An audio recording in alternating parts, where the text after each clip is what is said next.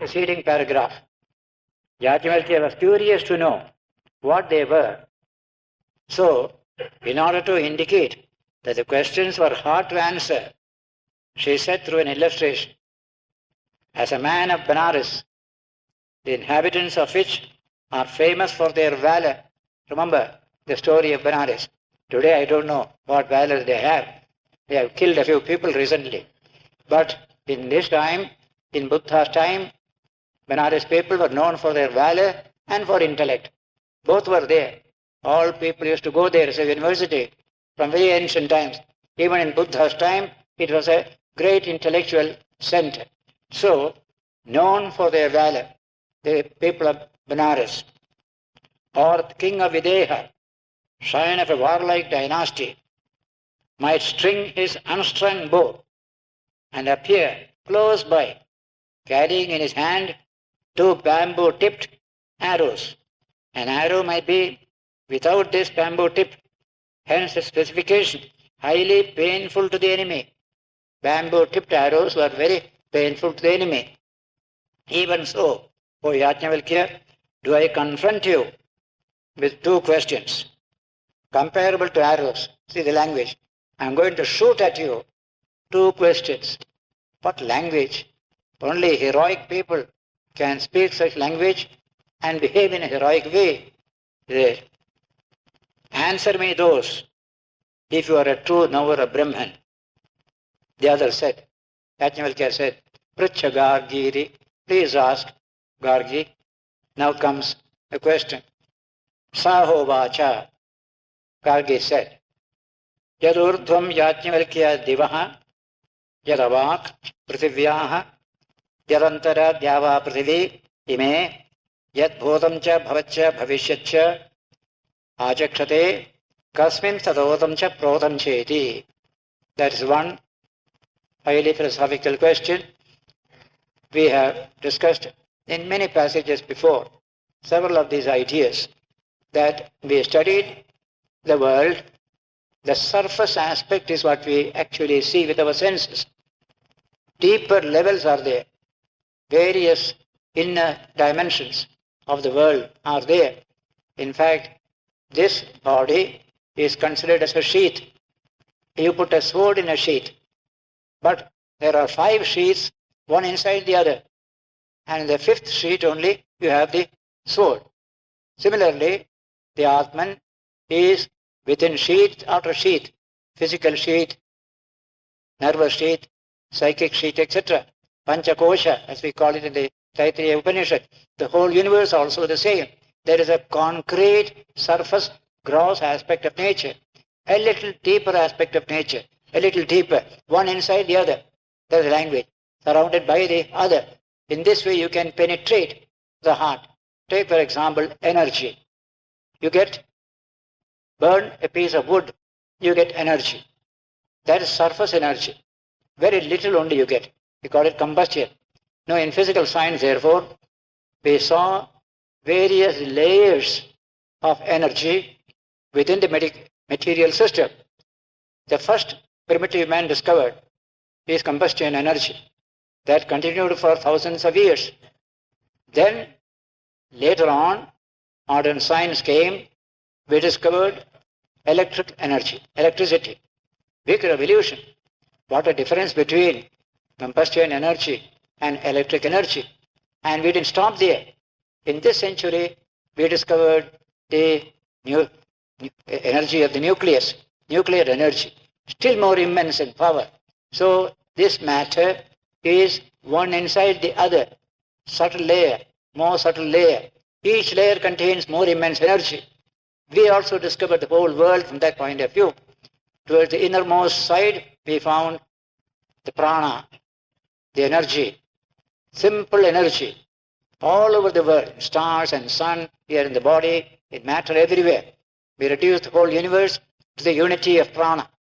We called it Hiranyagarbha, the supremely divine one behind all this universe of multiplicity, etc. So that concept is coming here, one inside the other. Otam cha, protam cha. It's a beautiful expression in Sanskrit. Ota prota means warp and woof. That's called otaprota. A cloth is made of thread in warp and woof. Then you make a cloth. So the whole universe is interpenetrated by a reality. That's the question that is being asked. We see different items here, millions of items in the world. But what are they interpenetrated? What is the truth behind all of them? That question she is putting here. There.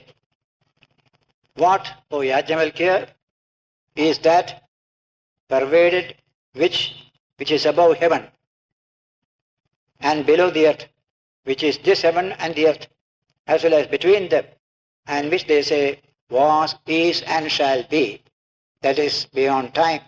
What is that reality that interpenetrates heaven and earth? Heaven merely means the solar region. Earth is this region, and that in between is the area space that is there. Now what is it that interpenetrates all of them? That is the question. So by what, Shankara says, by what, O Yajnavalkya, is that sutra? That sutra we refer to the previous question, that inner thread running through all of them. Sutra Atman, the language. Self, that is the sutra in everything. Already referred to. What is that pervaded? As the element earth is by water, which is above heaven, upper half the cosmos, cosmic shell, and below the earth, lower half the cosmic shell, which is this heaven and earth as well as between them, the two halves of the cosmic shell. On the authority of the scriptures, we speak of this, which is in the past, in the present, and in the future. What is that reality? Which sutra is described as all this, in which, in other words, the whole dualistic universe is unified. This multiplicity is unified in that sutra. What is that one? So, Sahovacha, Yadurdhvam Gargi, Divaha, Yadamak, Prithivyaha, Yadantara, Dhyava, Prithivi, Ime, Yadbhutamcha, Bhavacha, Bhavishyatcha, Ityajakshare, Akasho, Tadotamcha, Protam Jeti, comes a very subtle truth is mentioned. Gargi, that which is above heaven and below the earth, which is this heaven and earth, as well as between them, and which they say was, is, and will be, is interpenetrated by the unmanifested ether or space. Ether is a concept that has disappeared from modern science. From the 20th century onwards, we use the word space.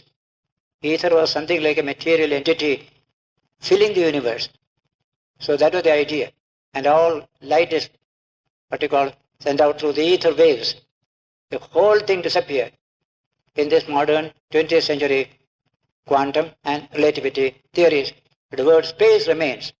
Space is a profound truth of experience. It is there.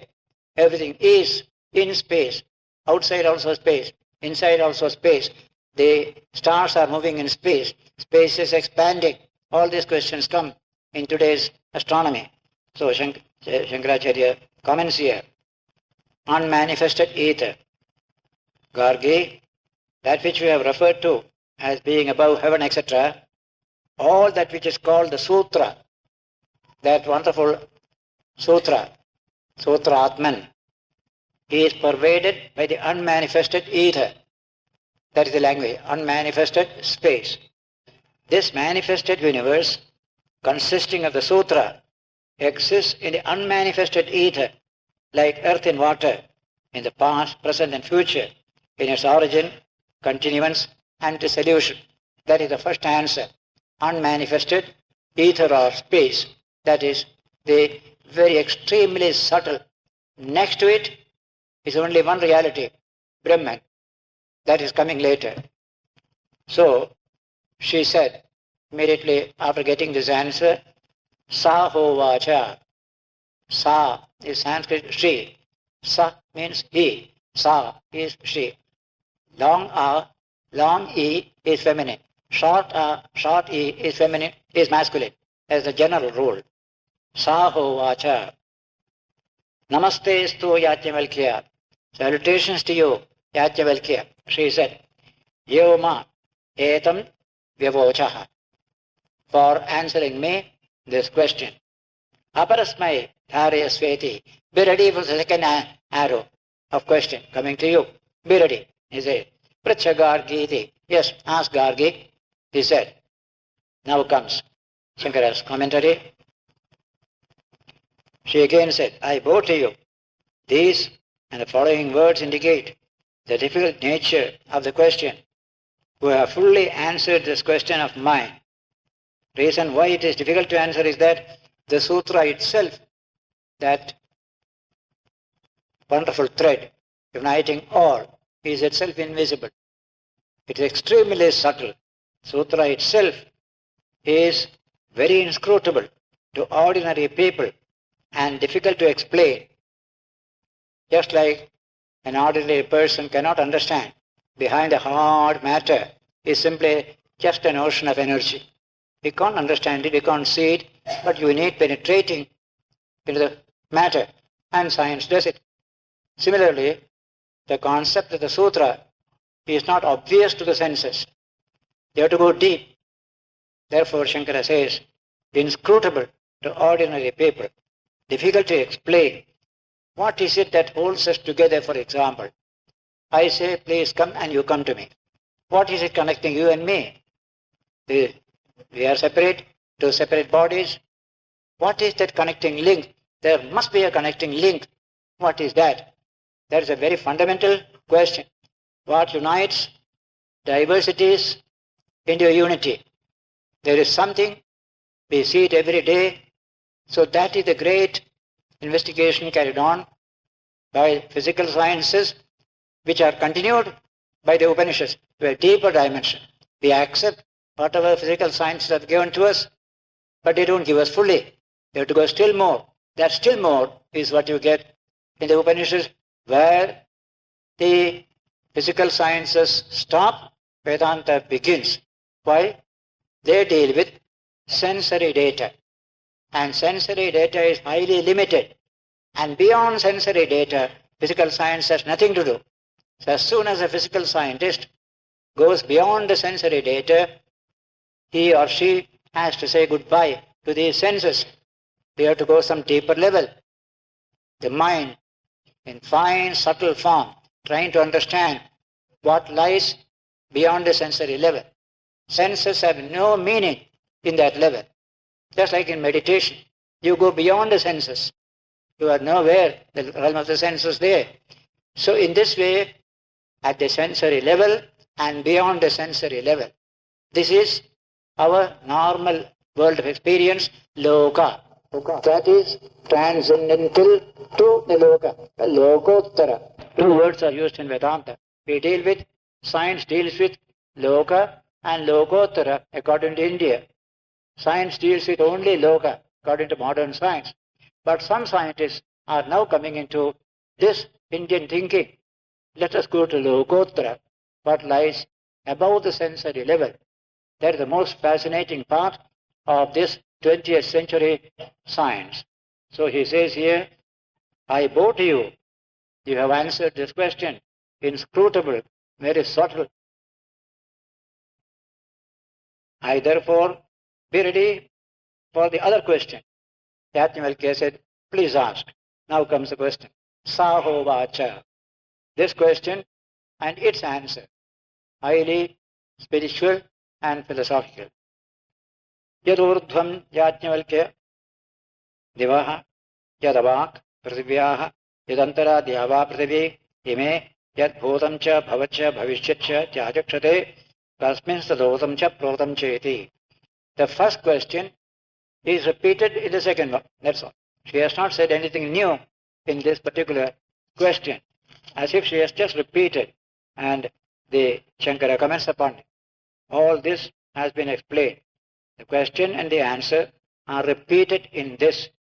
And the next paragraph, in order to emphasize the truth already stated by Yajnavalkya, nothing new is introduced. So Yajnavalkya's answer also is the same. That by what is the unmanifested ether pervaded? That is the next question. That is a very important question. By what is the unmanifested ether or space pervaded? Space is everywhere. but it is a physical entity we feel. What is behind it? We want to know. This is a dull, dead entity called space. And so, Yajnavalkya repeated Gargi's question, Sri Shankara, as it was, and emphasized what he had already stated by saying, by the unmanifested ether that pervades everything. Gargi said, by what is the unmanifested ether pervaded? That's the next question. If that pervades everything here, what is that pervaded? Is there a more subtle entity beyond this, which we can call the true reality? She considered the question unanswerable. It's a very difficult question to answer. We are going to an extremely subtle realm of thinking, and the difficulties of answering. She knew it. She was putting, therefore, such a difficult question. Because it is beyond time, past, present, future, it is difficult to explain. Even unmanifested ether itself is extremely subtle and difficult to illustrate and explain. What pervades it is still more so, and Gargi knew it. So she put that question. Says, much more so was the immutable Brahman. That will be the answer. It is Brahman, the infinite, pure consciousness, beyond everything, interpenetrating everything. That is the last answer in Vedanta. There. Hence it could never be explained. Now if Yajnavalkya did not explain it for this reason, Gargi is thinking, if Yajnavalkya does not explain it for this reason, he would say, lay himself open to the charge of what is called, in the system of logic, non-comprehension. There are two fallacies which our Nyaya system or logic emphasizes. One is called non-comprehension. The other is called contradiction. These two must be avoided. Gargi knew Yajnavalkya will fall into either one or the other of logical fallacy, because we are dealing with an extremely subtle reality which has no qualification, which has no name and form, which is incomprehensible. Therefore, this difficult question is put to Yajnavalkya. Open the charge, what is called the system of logic, non-comprehension. It's called apratipatti, is the language in Sanskrit. Apratipatti. Pratipatti means comprehension. Apratipatti, non-comprehension. Or if, on the other hand, Yajnavalkya tried to explain it, notwithstanding the fact that it was a thing that could not be explained. The Atman cannot be explained, Brahman cannot be explained. Yajnavalkya tries to explain, then he will come into the other logical fallacy called vipratipatti, contradiction.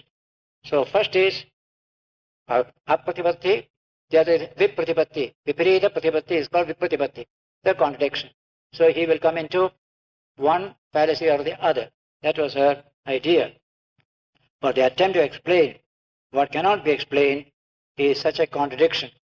And so the next sloka, Saho Vacha, Yajnavalkya is answering, Etadvai tadaksharam Gargi. How did he explain that truth of Brahman which interpenetrates Akasha, which interpenetrates the whole universe? How did he explain? He used negative language. Here Vedanta shows its utmost subtlety. In the absolute, you cannot speak in positive language, only negative language. Neti neti, as we call it. So you can see here that thing coming, that ultimate reality, one and not two. How can you explain it in logical language? It has no special sign by which you can speak about it. There is no second with which you can compare and study. So language fails. Thought also fails at that level. So comes here. That such things will come later on also. That teach me the nature of the Atman. The disciple tells the teacher. Teacher keeps quiet. The student asks the question 3 times. And the teacher finally says, I have been answering your question all the time. You couldn't understand it.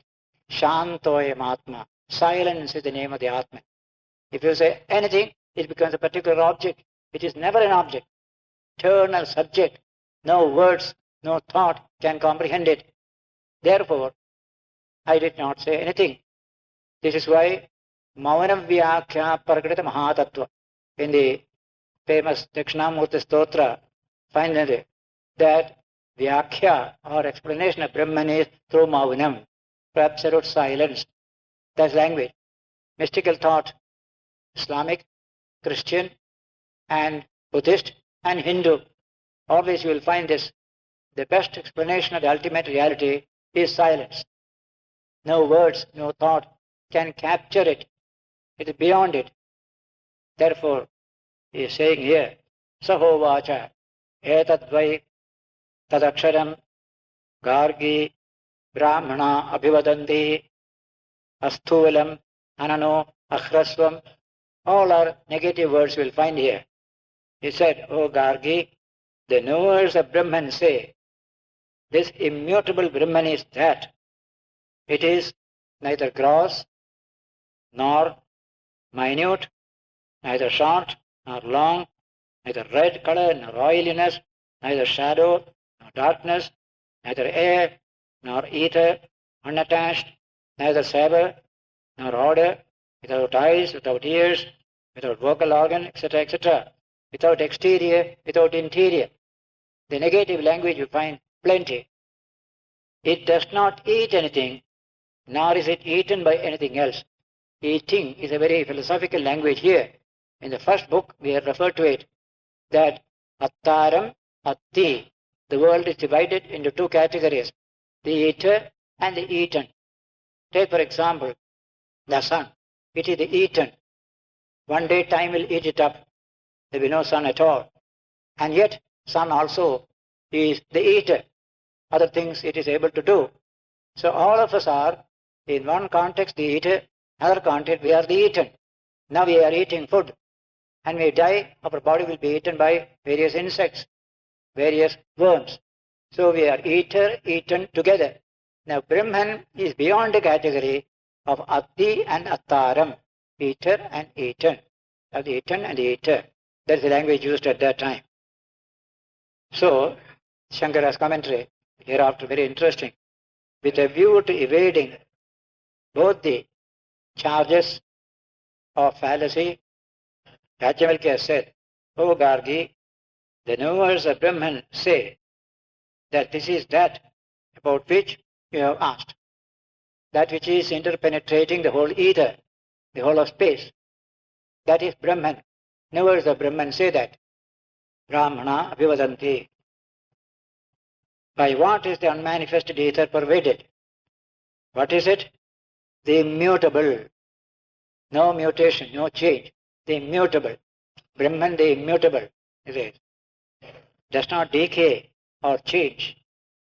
By referring to the opinion of the knowers of Brahman, he evades the charges of these 2 logical fallacies. Then, when he thus answered her question, Gargi must have rejoined. Shankara is just reading into the text. Gargi must have said, you have not told the main truth. You are evading the question. So Gargi said, tell me, what is that immutable which the knowers of Brahman speak of? When she asked that, then Yajnavalkya replied, the only language which you can use at that level. It is not gross. Other than that is gross.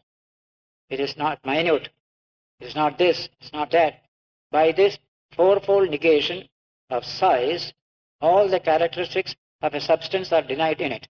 It is not a substance which you can describe as this length, this breadth, this height, all these various qualifications. But Atman is not a substance at all. Similarly, no color, no quality, red color, that color, etc. There is no such thing. Similarly, it is without vocal organ. It is without vital force. Vital force in the body He is denied of it. There is no prana within Brahman. Brahman is prana and everything, but prana is not in Brahman. It is without a mouth, not a measure. It does not measure anything. Is it then porous? No. It is without interior. Then it must be an exterior? No. It has no exterior. Is it then an eater? No. It does not eat anything. Then is it anybody's food? No. It is not eaten by anybody. In other words, Shankara comments, finally, it is devoid of all attributes, for it is only one without a second, nirguna, without attributes. Nirguna Brahman is the meaning of that word. So what is there that can be specified, and through what? In that one nirguna state, how can you specify, and by what can you specify? Having said this, Yajnavalkya continued. It's a very famous passage. It's particular, what you call shloka. Etasya aksharasya prashasane gargi surya chandramasau vidritau tishtaraha.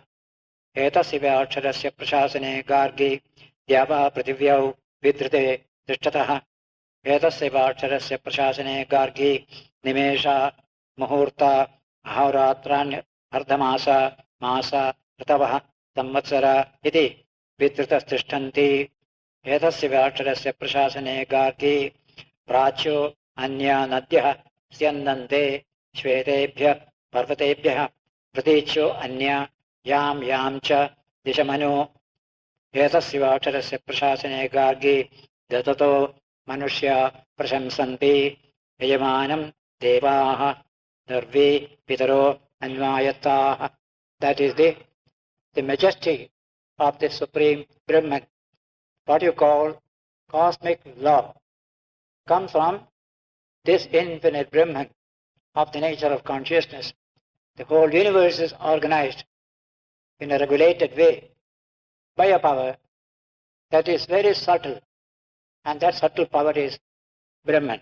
The translation says, under the mighty rule of this immutable, prashasana means rule. Edasvya prashasane gargi. Aksharasya.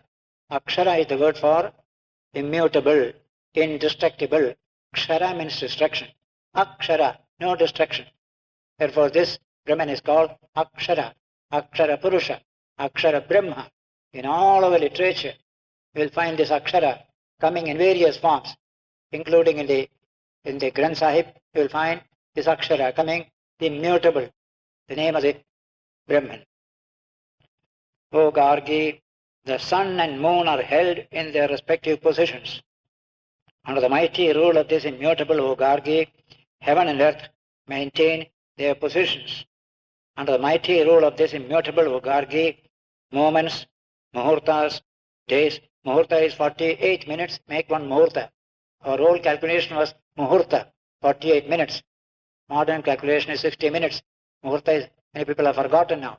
All family ceremonies are done according to muhurta. The good muhurta, we call it. So many muhurtas make one day. So 48 is the language. Days and nights, fortnights, months, seasons, years are held in their respective places. Under the mighty rule of this immutable, O Gargi, some rivers flow eastward from the White Mountains. White Mountain means the Himalayas. Others flowing westward continue in that direction, and still others keep their respective courses. Under the mighty rule of this immutable, O Gargi, men praise those that give gifts. The gods depend on the sacrificer. You do sacrifice, gods depend upon what you sacrifice here.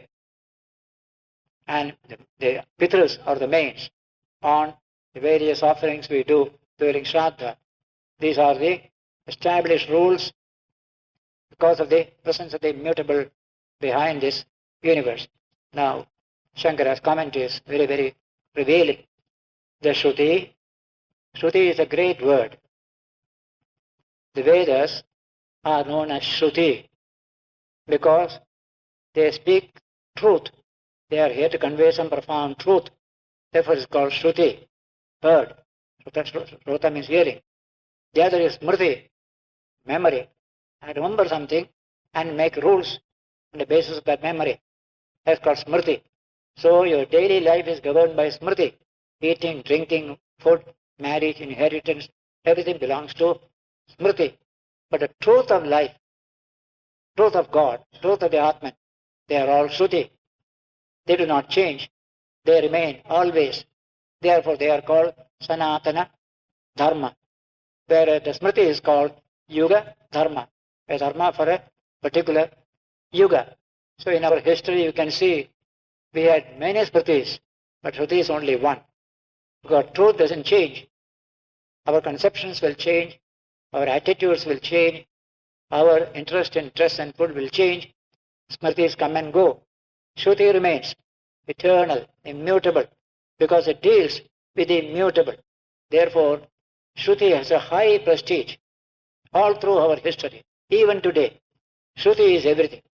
Smriti must follow the Shruti, that's the rule. If there is a conflict between Shruti and Smriti, Shruti will remain, Smriti has to go. There is a rule, orthodox rule, not a reformer's rule. Shruti Smriti virodhetu, Shrutireva viriyasi. When there is a virodha, contradiction between Shruti and Smriti, the Shruti will remain, Smriti has to go. What are we doing in this modern age? We are trying to build India on the basis of the Shruti, on the basis of truth, proven truths, just like modern science. Somebody falls sick, you call a mantravadi. Today we call a doctor. He knows the body, he knows what is wrong. He will treat you. That is science. That is Shruti in the physical sense of the term. Similarly, for inner spiritual life, Shruti is to govern that and not Smriti. Smriti deals with food, shelter, dress, marriage, inheritance, all these things, and they are never the same in any country. They are according to various countries. In the same country, different periods, they change the Smriti. And we are changing all our Smritis today. Whichever is contradicting the Shruti, we are changing today. That's why untouchability, caste exclusiveness, they have no sanction in the Shruti. They are sanctioned only in the Smriti. We are removing all those Smritis today. And that too without a tear. We know it is part of our inheritance. We can change the Smriti. But Shruti remains. And all the changes are in tune with the Shruti. Take your constitution. Shruti ideas you find there. Human dignity, human equality, human freedom. All that is Shruti. We couldn't live up to that in our society.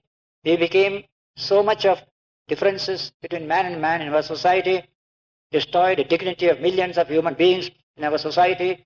Today we are awake. We don't want that society. We will change it. We will change it. Today, therefore, social change is the biggest thing that you can watch in your society today. And we do it knowingly, consciously, deliberately, knowing full well. Shruti stands to support you in all your changes. So that is the difference between Shruti and Smriti. And this distinction and the primacy of the Shruti over the Smriti is found only in Sanatana Dharma, in no other religions in the world. They are all one. They don't make a distinction between this and that. We make a distinction. Therefore we change when change is needed. Ramakrishna said about all Smritis. Beautiful expression. The Mughal coins have no currency under the East India Company's rule. What a change it is. Their coin has no currency value now. You want a new minted coin. Smritis are like that. Those Smritis cannot help you today. Full of discrimination against A, B, C, and against women. Tremendous discrimination in all our Smritis. They have only duties, they have no rights. Today's sentiment doesn't appeal with this idea. So also, somebody is a low caste. He cannot come nearby, cannot enter a temple. These are all very jarring to the mind of today's human being. So we threw them away without a tear, without a civil war. In any other society, there will be at least civil wars to introduce these changes, not in India. What you call Indian social wisdom, we must have some understanding of it. One such wisdom is this, that changes are part of human life. But behind the changes, there is something changeless, we hold on to that. That is Sanatana Dharma. This is Yuga Dharma, Dharma for a particular period. And because of this, we are still living after 5,000 years.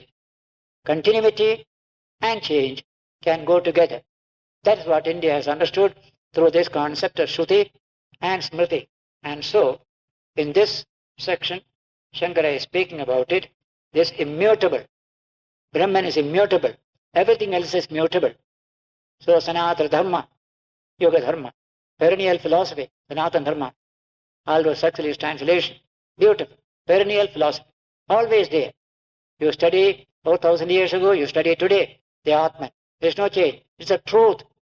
The Vastu Matra Kathanam, a speech relating to an existing truth, is called Vastu Matra Kathana. Therefore, we change society in order to make it more true to the Shruti content of our tradition. Shruti is predominant all through. The more we understand this truth, the better. More changes we can bring more quickly, so that human dignity, human equality, human freedom, same Atman in every being, that truth can be embodied in our society and in our civilization. This subject will continue. Next, this one and next one are very, very important parts of the Brihadaranyaka Upanishad, especially Yajnavalkya's reply to Gargi, goes on. We call it, Swamiji's language, let the lion of Vedanta roar. Foxes will fly to the holes. Foxes of weakness and pettiness will fly to the holes. This is the roaring of the Vedanta. When the lion roars, foxes become quiet. Till the lion roars, they'll be howling all the time. So all this weakness, all this pettiness we have in society, they'll be there only till the lion of Vedanta starts roaring. And that is what Swamiji started 100 years ago. Lion of Vedanta roaring. No more shall we be bleating like a sheep. We shall be lions free. That kind of great teaching comes out of the Upanishads only. Nowhere else we will find this emphasis on courage, fearlessness, strength, again and again, with respect to God, with respect to man, as you find in the Upanishads. We shall continue this next Sunday as usual. We will spend a minute in silence. They were studying the important passage of Yajnavalkya being questioned by Gargi, that great philosopher lady of the Upanishads. There we studied 3, 8 and 9. That was the thing we finished last Sunday. Etasyava aksharasya prashasane gargi surya chandramasau vidritau trishtataha. What is that which interpenetrates akasha or space? That is the question. That brought us to this question, to that immutable infinite reality of Brahman.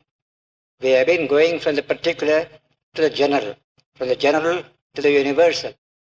Throughout the book you found from the very beginning, we dealt with ordinary things, just like food, body, this, that, everything came in the beginning. From this we go to more subtle, and more subtle, and more subtle as well as more interior. Now we are coming to the interior-most reality, the innermost reality. That is what is called Brahman, that pure consciousness, immutable. The language used is, it is immutable.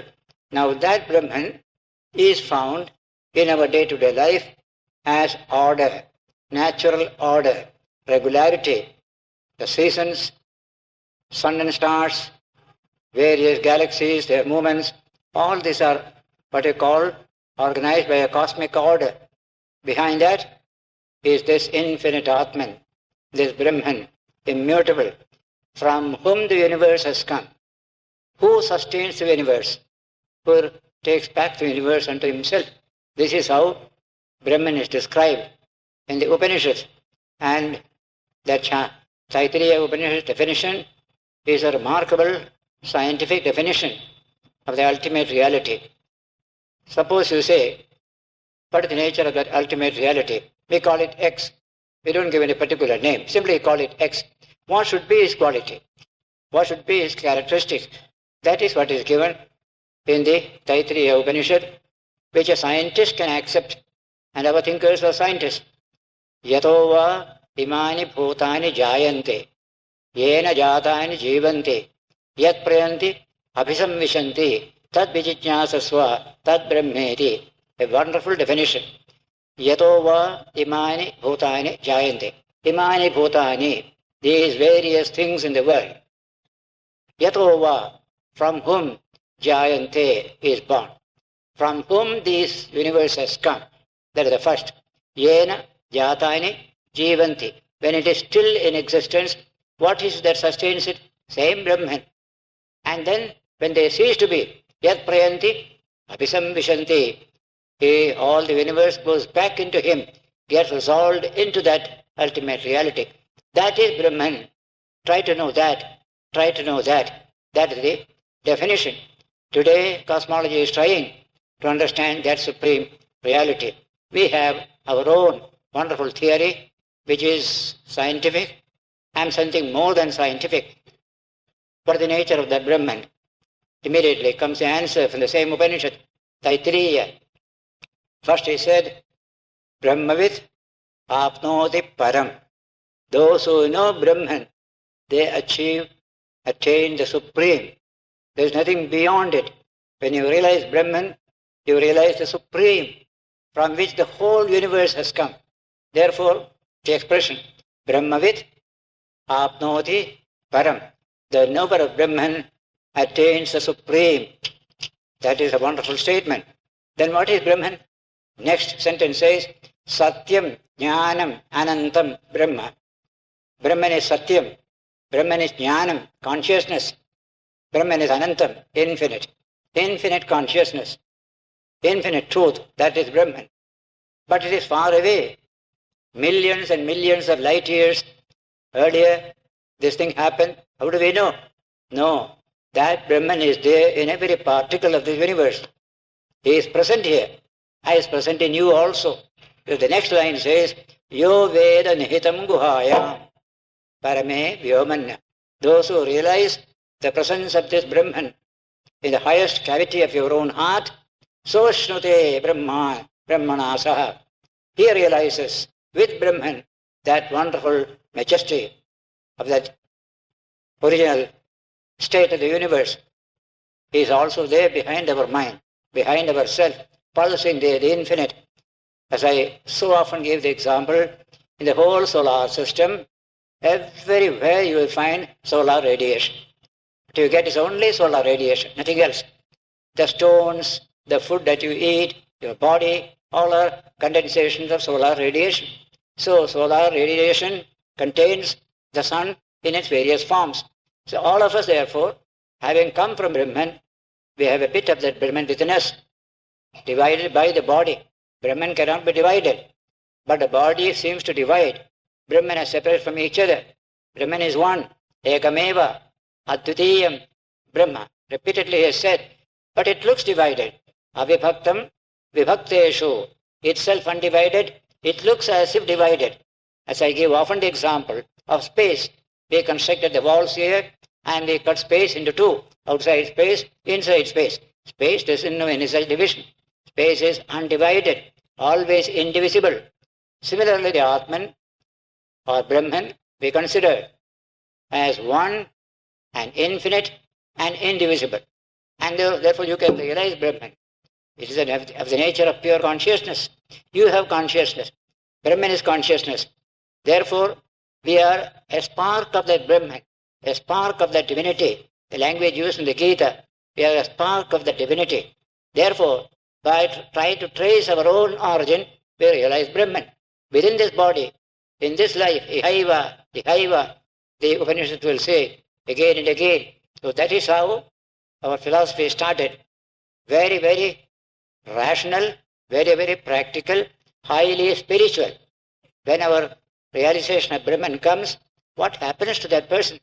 Brahmajnani. What happens to him? He is something indescribable.